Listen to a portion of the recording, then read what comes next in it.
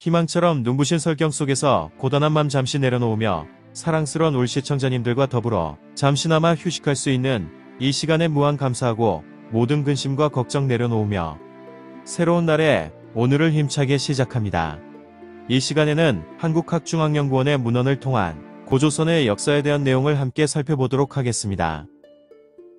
문헌을 통한 고조선의 역사. 여기에서 우선 문헌상으로 보이는 조선에 관한 기록을 살펴보자. 조선에 대해 언급한 시기를 구체적으로 알 수 있는 가장 이른 기록은 전국책 연책과 사기 소진전이다. 즉, 연나라 문후에게 소진이 당시 연해 주변 상황을 말하면서 연해 동쪽에는 조선 요동이 있고 북쪽에는 이모 누번이 있으며 라고 했다. 이를 통해 서기전 4세기 중반에는 조선이 연해 변경에서 멀지 않은 곳에 있는 주요 세력으로 당시 북중국 지역의 사람들에게 인식되고 있었음을 확인할 수 있다. 이는 위략의 조선에 대한 기사와 통한다. 또한 위략에서는 조선이 연과 각축을 벌이다가 연해 소왕 때에 진계의 침공으로 서쪽 영토 이천리를 상실했다고 하였다. 이에서 이천리는 논란을 안고 있는 문제이지만 사기 조선전에서도 고조선이 연의 영토를 상실당했다고 전하므로 고조선은 이 무렵 서쪽 영토를 상실하고 연과 청천강을 경계로 마주보게 되었다. 그러므로 청천강 서쪽의 요동지역은 적어도 일부는 고조선의 영역이었음이 분명하다.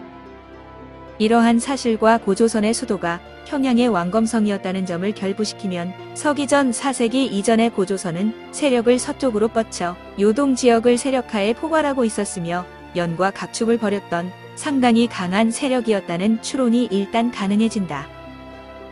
그런데 서북한 지역의 대표적인 청동기 유물은 애인 부분을 지닌 세영동검이다. 이 전형적인 세영동검의 상한은 서기전 3세기로 여기거나 근래 이를 서기전 4세기 후반까지 올려보는 견해가 제기되고 있다.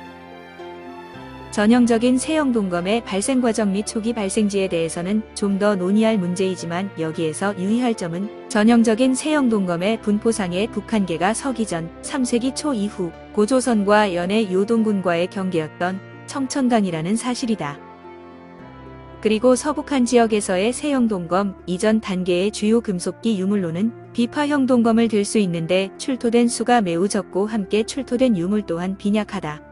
출토된 유물에서 보이는 이 두 가지 사실은 앞에서 가정해 본 추론과 부합되지 않는다. 서북한 지역에서 출토된 빈약한 비파형 동검 문화 단계의 금속기 유물로는 서기전 4세기 이전 시기에 요동 지역의 세력을 뻗쳐 연과 각축을 벌였던 정치 세력의 존재를 이 지역에서 상정하기 어렵다. 비단 유물의 양적인 면뿐만 아니라 만약 고조선의 중심지가 평양이라면 요동 지역은 그 변방이므로 적어도 몇몇 유물의 양식상 정치와 문화의 중심지인 서북한 지역의 것이 구식이고 그 영향을 받아 상대적으로 신식인 유물이 요동 지역에서 출토되는 것이 순리이다. 그런데 비파형 동검 등 금속기 유물 양식은 반대의 양상을 보이고 있다. 그리고 전형적인 세형 동검의 분포상의 북한계가 청천강이라는 사실로 미루어 볼 때 이 동검을 특징적인 유물로 하는 금속기 문명을 영위했던 서북한 지역의 정치 세력은 서기전 3세기 초 이후에 성립된 것이 된다. 평양의 중심지를 둔 고조선이 그것이다. 따라서 서기전 4세기 이전부터 존재했고 요동 지역을 포괄했던 고조선은 중심지가 평양이 아니었던 것이 된다. 이에 고조선의 초기 중심지는 일단 세영동검의 원류인 비파형동검 유적이 집중적으로 분포하고 있는 남만주 요령성 지역에 있었을 것이라고 상정하지 않을 수 없다. 요령성 일대의 비파형동검 문화의 상한은 서기전 10세기 전후 무렵으로 여겨지는데 이 문화는 다시 요령성 내에서 지역별로 일정한 차이를 나타내고 있다. 비파형동검은 양식에 따라 공병식, 비수식, 단경식으로 나누어 볼 수 있는데 이 가운데 공병식과 비수식은 요동 지역에서는 출토되지 않았다. 토기 양식에서도 대체로 요하선을 경계로 미송리식 토기와 변형 미송리식 토기는 요하 이동 지역에서 출토되고 있고 삼족기는 요서 지역에서는 풍부하게 출토되나 요동 지역에서는 소수만 확인된다. 무덤 양식에서도 고인돌 지성묘가 요동 지역에서만 보고되고 있어 참고가 된다. 문헌상으로 볼 때도 앞에서 말했듯이 요동 지역은 고조선의 영역이었다. 한편 비파형동검 문화기 때에 요서 지역에서 활약했던 족속은 산윤과 동호였다. 이러한 점들을 고려할 때 고조선의 초기 중심지는 유하 이동 지역에 있었던 것으로 여겨진다. 추정을 좀 더 진전시켜보면 서기전 3세기 초 고조선과 연과의 첫 충돌 당시 연군의 진출선이었던 만번한, 즉 오늘날의 해성현 서남쪽과 계현을 잇는 일대 지역으로 비정해 볼 수 있다. 그러면 이와 같이 유하하류 동편의 중심지를 두었던 서기전 4세기 이전 시기의 고조선 사회의 성격은 어떻게 보아야 할까? 이에 대해 고조선 사회를 노예제 사회로 규정하는 견해가 일각에서 견지되어 오고 있다. 그러나 그러한 견해는 주요 논거의 하나로 삼고 있는 요동반도 남단, 여대시 구역에 있는 강상묘와 누상묘의 성격에 대한 기본적인 해석에서조차 이견이 강하게 제기되고 있어 수긍하기 어렵다. 단지 신양시의 정가화자 구역에서 서기전 6에서 5세기 무렵에 무덤대가 발굴되어 그중 제6512호와 같이 기파형동검과 동경 등을 위시한 청동기와 가죽제품 및 구슬 등 부장품이 풍부하게 출토된 큰 무덤이 있는가 하면 같은 구역 내의 무덤 중 부장품이 거의 없는 작은 것들도 있어서 당시 사회상의 일면을 짐작하게 할 뿐이다. 즉 사회 분화가 상당히 진전되었고 정치적으로 우세한 집단이 성장해 가고 있었음을 알 수 있다. 당시 고조선 사회의 구체적인 면모와 정치체로서의 고조선의 성격과 구조 등에 대해서는 앞으로의 연구의 진전을 기다려보아야 한다. 한편 서기전 4세기 후반에 접어들면서 고조선은 서쪽의 연과 대립하게 되었다. 연후가 왕이라고 칭하며 동으로 팽창할 기세를 보이자 고조선의 군장도 왕이라고 칭하고 군사를 일으켜 연을 공격하려고 하였다. 양국 간의 대립은 고조선 측이 사절을 보내 외교적 절충을 벌여 일단 해소되었다. 그러나 이어 서기전 3세기 초연의 국세가 강성해져 남으로 제를 공략하고 북으로 동호를 정벌하고 이어 고조선에 대한 침공을 해왔다. 양국 간의 전쟁에서 고조선이 패배해 영토를 크게 상실하게 되었다. 이때 고조선은 중심부를 요동에서 평양으로 옮겼던 것으로 보인다. 평양에 중심지를 둔 뒤 고조선은 성능이 개선된 세형동검과 청동창 등을 만들고 철제 공구와 무기도 사용해 금속기 문명을 진전시켰다. 그리고 이 시기 무덤과 출토 유물은 이전 시기 이래 한반도 서북부 지역의 팽이형 토기, 유적에서 보이던 매장 풍속의 전통이 강하게 이어지고 있음을 보여준다. 이는 중심지 이동 후 한반도 서북부 지역의 토착 주민과 공고히 결합해 나갔음을 뜻한다. 이어 진이 서기전 221년 중국을 통일하고 이어 만리장성을 쌓으며 요동의 세력을 뻗쳐 오자 고조선의 부왕은 진과의 충돌을 피하기 위해 외교적으로 복속의 뜻을 표하면서 한편으로 자체의 방어에 주력하였다. 그에 따라 고조선은 진의 요동군과 청천강을 경계로 현상을 유지하게 되었다. 그 후 서기전 3세기 말 진이 망하자 내란 상태에 빠진 중국을 한이 재통일하였다. 고지여 한 조정과 지방 제후들 간의 분쟁이 벌어졌다. 그런 와중에서 수만 명의 사람들이 북중국 방면에서 동으로 이주해왔다. 이들은 주로 압록강과 청천강 사이에 이른바 진고공지에 정착했고 이 지역은 고조선의 영역으로 귀속되었다. 1천여 명의 병사를 거느리고 위만이 조선으로 망명해온 것도 이 무렵이었다. 고조선의 준왕은 위만에게 박사의 지위를 주면서 규를 내리고 진고공지 지역에서 거주하면서 중국으로부터의 유이민을 통괄해 국경 방면을 진수하는 직임을 부여하였다. 그런데 위만은 차츰 유이민 집단을 휘하에 결속시켜 세력을 키워나갔다. 그러다가 서기전 194년경 한이 조선으로 침공해 오니 수도를 방어해야겠다며 군사를 끌고 올라와 정권을 탈취하였다. 일종의 정변을 일으킨 것이다. 이때 패배한 준왕은 백길로 한반도 남부지역으로 탈주해 그곳에서 자리잡아 한왕이라고 칭했다고 한다.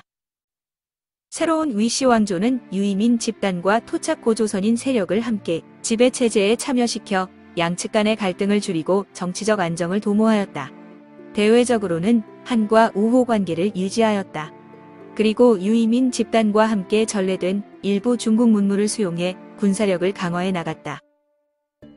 한편 한반도 남부 여러 소국 및 부족들과 한의 교역을 통제하면서 중개무역의 이득을 취하였다.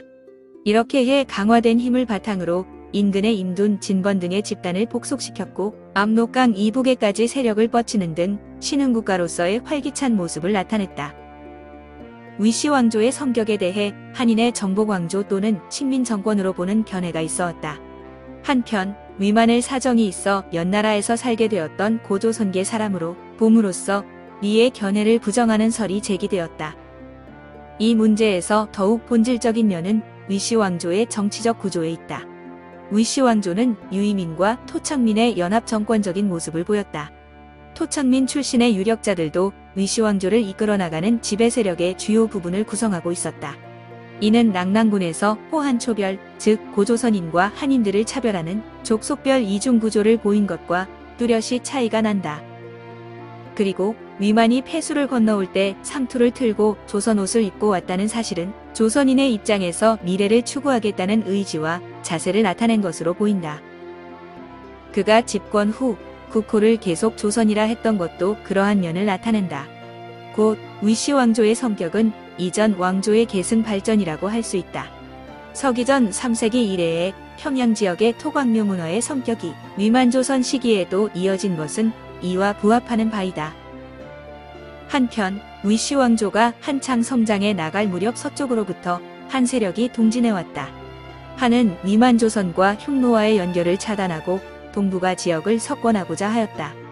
그에 따라 양국 간에는 긴장이 고조되어 갔다. 이를 해소하기 위한 양국 간의 외교적 절충이 실패하자 서기전 109년 한은 5만의 육군과 7천의 수군을 동원해 수륙 양면에 걸친 대규모 침공을 감행해왔다.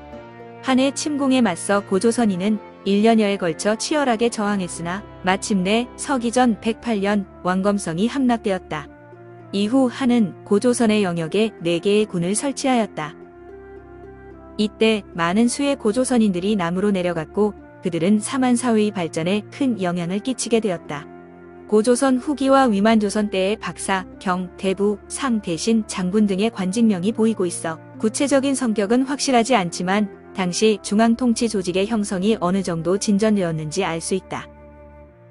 그런데 이들 관직을 차지하고 있던 이들 중에는 독자적인 세력 기반을 지닌 이들이 있었다. 한에 대한 외교 정책에서 위만조선의 우거왕과 의견이 맞지 않자 휘하의 2천여호를 이끌고 남한 지역으로 내려간 조선상 역계경과 같은 이들이 그러한 예이다. 한과의 전쟁 중에 전선을 이탈해 왕검성이 함락되는데 결정적인 작용을 했던 조선상 노인 니계상 참, 상한도 등도 그러한 인물로 여겨진다. 상은 일정한 세력 집단의 대표로서 중앙정부에 참여했던 이들의 관명으로 여겨진다. 위에 열거한 인물들은 토착 고조선인들이었다고 생각된다. 이들 집단에 대한 중앙정부의 통제력이 일정 범위에서 작용했겠지만 각 집단은 내부적으로 자치적이었을 것이다.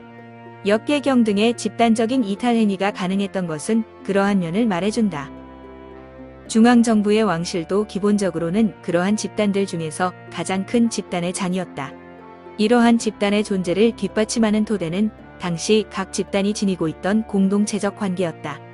이런 측면은 삼국 초기의 부체제 하의 정치 구조와 연결된다. 고구려의 경우 왕실인 계루부는 5부 중의 하나였으며 각 부는 대외적인 외교와 무역 및 군사 면에서는 왕실의 통제를 받았으나 내부적 일에서는 자치력을 행사하였다. 그리고 소로부가 영성사직과 종묘, 즉 농업신과 지역 수호신 및 조상신에 대한 제사를 독자적으로 행한 데서 알 수 있듯이 각 부는 제사, 의례 공동체로서의 면모를 일정 정도 지니고 있었다. 그에 따라 제사와 의례의 주관자로서 각 부의 장은 제사장적 성격도 일면 지녔을 것이다. 그들은 스스로를 가령 송양, 즉 소로부의 장인, 선인의 후예라고 칭한 데서 볼 수 있듯이 신인의 후예임을 내세웠던 것으로 여겨진다.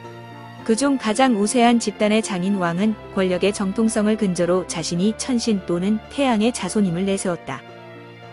나아가 왕실의 조상신인 천신에 대한 제사에 휘하 각 집단의 장들을 참여시키고 자신이 주제자가 되어 의례를 거행함으로써 자신의 권위를 높이고 휘하 제 집단에 대한 통제와 통합력을 강화하였다. 고구려의 동맹제가 대표적인 예이며 동맹제의 제2의 내용은 주몽신화와 밀접한 연관을 지닌 것이었다. 고조선에서도 유사한 면모를 상정할 수 있다. 고조선의 건국신화인 단군신화의 유체는 하늘신의 아들과 웅녀의 결합에 의해 단군이 태어났고 조선이 세워져 왕위가 이어졌다는 것이다. 이는 고조선 왕실의 내력을 밝힌 일종의 본풀이라고 할 수 있다. 고조선왕의 정통성과 존엄성의 근저를 천손이라는 신성한 핏줄에서 찾아 강조함으로써 당시 사회에서 정치 이데올로기로서 기능하였다. 단군 신화는 왕의 즉위식이나 1년 중 일정한 날에 거행하는 제의에서 그 시기 나름의 연희로 재현되었을 것이며 그 제의에 고조선을 구성하고 있는 여러 자치체의 장들이 참여했을 것이다. 천손임을 자부하는 왕이 집전하는 제의에 참여한다는 것은 곧 왕의 권위에 순종한다는 뜻이다. 그리고 집단적인 제의를 통해 고조선인들 간의 정서적인 일치감이 함양되었을 것이다. 그런 면에서 단군 신화는 정치적 사회문화적 통합 기능을 발휘했던 것으로 여겨진다. 끝까지 시청해주신 여러 시청자님들께 깊은 고마움과 감사함을 전해봅니다. 오늘도 언제나처럼 활짝 열린 소망의 기도 올리며 차분하고도 평화로운 날 되시길 진솔한 마음으로 기도합니다. 감사합니다.